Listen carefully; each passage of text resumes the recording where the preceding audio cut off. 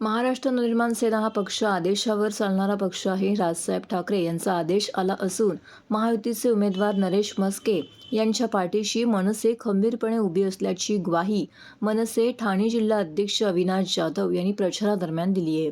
महायुतीचे उमेदवार नरेश म्हस्के निवडणूक प्रचारार्थ ठाणे शहरात प्रचार फेरी काढण्यात आली होती. तेव्हा नरेश म्हस्के यांनी महाराष्ट्र नवनिर्माण सेनेच्या मुख्य कार्यालयाला भेट दिली. नरेश म्हस्के यांचे अविनाश जाधव यांनी जंगी स्वागत करत सत्कार केला.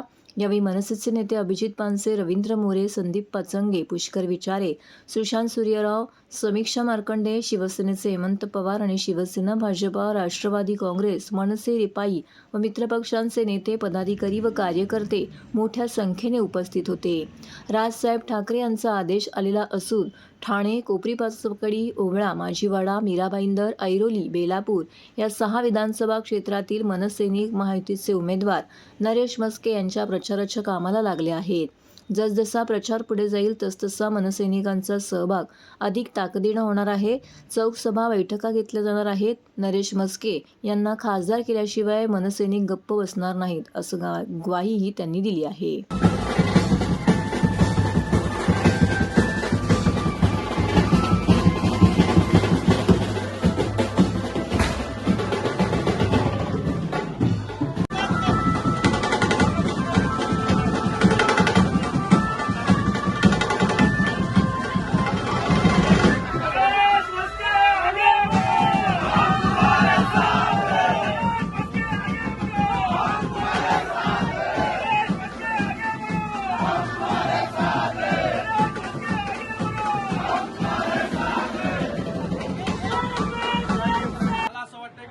पक्ष आणि आम्ही सगळेजण आदेशावर चालतो.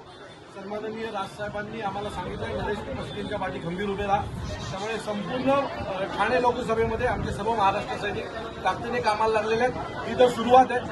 जसजशी पुढे प्रचार जाईल तसतसा महाराष्ट्र नवनिर्माण सेनेच्या आमच्या महाराष्ट्र सैनिकांचा सहभाग तुम्हाला अजून अग्रेसिव्हली दिसेल. आम्ही स्वतः चौकसभा घेणार आहोत, आम्ही स्वतः बैठका घेणार आहोत. नरेश म्हस्केंना खासदार केल्याशिवाय आम्ही गप्प बसणार नाही, एवढं नक्की.